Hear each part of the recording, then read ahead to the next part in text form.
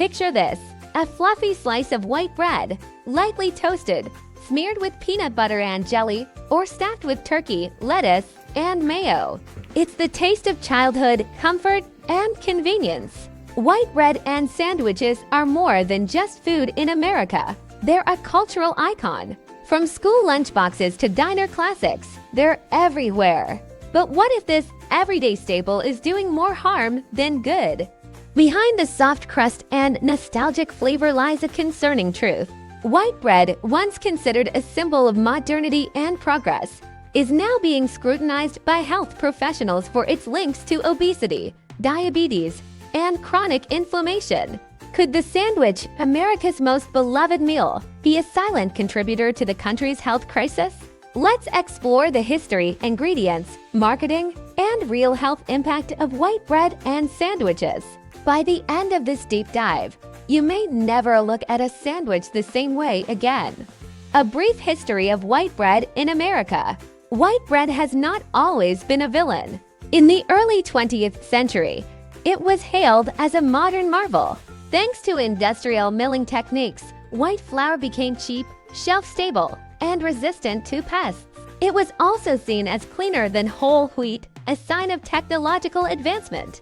Major brands like Wonder Bread, introduced in 1921, used aggressive marketing to position white bread as the healthy choice. Fortified with iron and B vitamins, it was touted as nutritious and modern.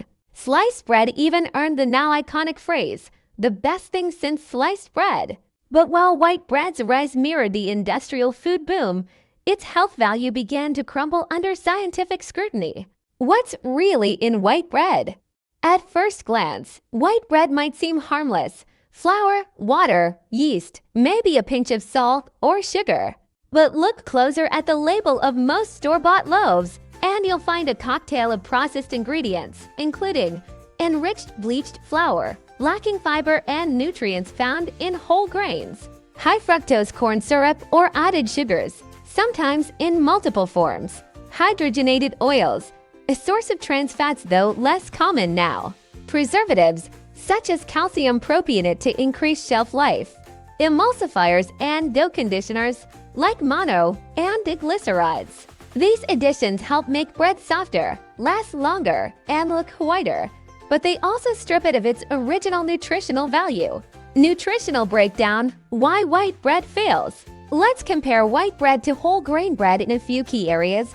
Fiber: white bread contains as little as 0.5 grams per slice, while whole grain breads can have 2 to 5 grams. Fiber is crucial for digestion, blood sugar regulation, and satiety. Glycemic index G. White bread ranks high on the G scale, causing rapid spikes in blood sugar levels. This can lead to energy crash, insulin resistance, and increased hunger shortly after eating. Protein: low-quality protein with few amino acids. Whole grains or sprouted grains offer better options. Vitamins and minerals.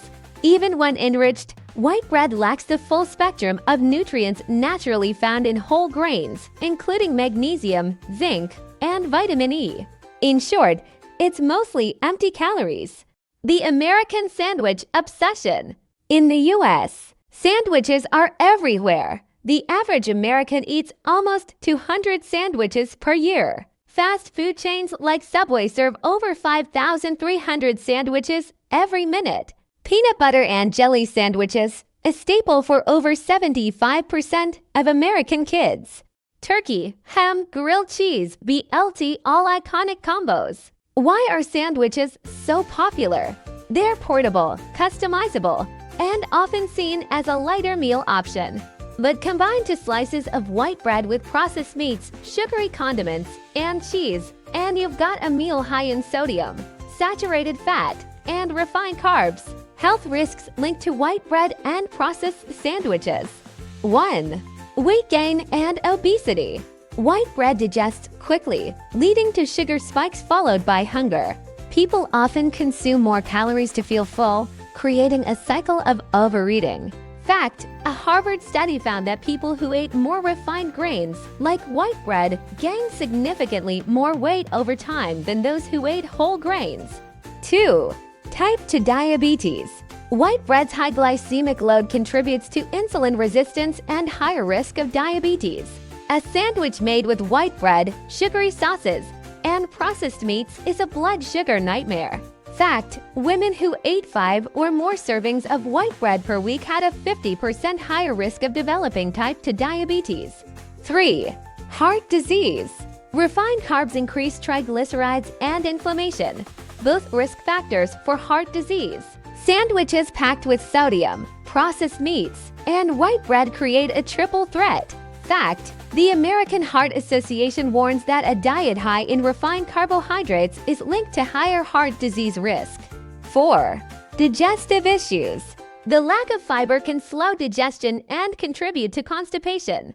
A fiberless sandwich might be easy to chew, but it's hard on your gut. 5. Addiction-like cravings. The fast-digesting carbs in white bread stimulate the brain's reward system, much like sugar. That's why one sandwich often leads to snacking later. Marketing tricks. The healthy sandwich myth food brands have adapted. Today, many loaves are labeled as multigrain, often made with white flour and just a sprinkle of seeds. Made with whole wheat may still contain mostly white flour. Low fat, but high in sugar or sodium. Organic doesn't mean unprocessed or low calorie. The same goes for sandwiches sold in cafes and fast food restaurants. A turkey avocado sandwich might sound healthy, but can easily pack over 700 calories and 1,500 milligrams of sodium, more than half the daily recommended amount. Kids and white bread, a growing concern. White bread dominates children's menus, from PB&Gs to grilled cheese and deli sandwiches. Unfortunately, these meals often become dietary staples that, set poor habits early, lead to sugar dependency, provide little nutritional value. Fact: the CDC reports that nearly 1 in 5 American children is obese, and refined carbs play a significant role. Healthier alternatives and simple swaps. If you're not ready to give up sandwiches, here's how to do it smarter. Choose better bread, 100% whole grain or whole wheat, sprouted grain bread G. Ezekiel, rye, oat, or soda with whole flour. Add fiber and protein. Use hummus, beans, eggs, or avocado. Include leafy greens, cucumbers, peppers. Choose lean meats without added nitrates. Rethink the bread altogether. Lettuce wraps, whole grain pita pockets. Open-face sandwiches half the carbs. Make it yourself. Homemade sandwiches allow full control over ingredients. Avoid commercial sauces. Use real whole ingredients and portion wisely. Can white bread ever be part of a healthy diet? In small amounts and when balanced with a whole foods diet, the occasional white bread sandwich isn't catastrophic. Athletes and people with high energy needs may tolerate fast-digesting carbs better. The key is awareness. Don't assume that just a sandwich is always a light or healthy choice, especially if it's based on nutrient-poor white bread and processed fillings. Staple or silent killer. White bread and sandwiches are part of America's food identity, fast, easy, and familiar. But beneath the nostalgia lies a troubling nutritional profile that contributes to some of the biggest health problems in the country. If you want to enjoy sandwiches without sabotaging your health, switch the bread, upgrade the fillings, watch your portions, read the labels.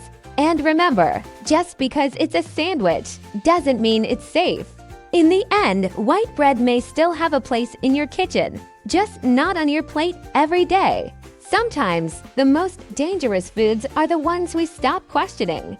Final facts to remember: over 60% of bread sold in U.S. grocery stores is white or enriched. White bread has a glycemic index of approximately 75, compared to 50 for whole grain bread. Sandwiches make up 50% of daily sodium intake for many Americans.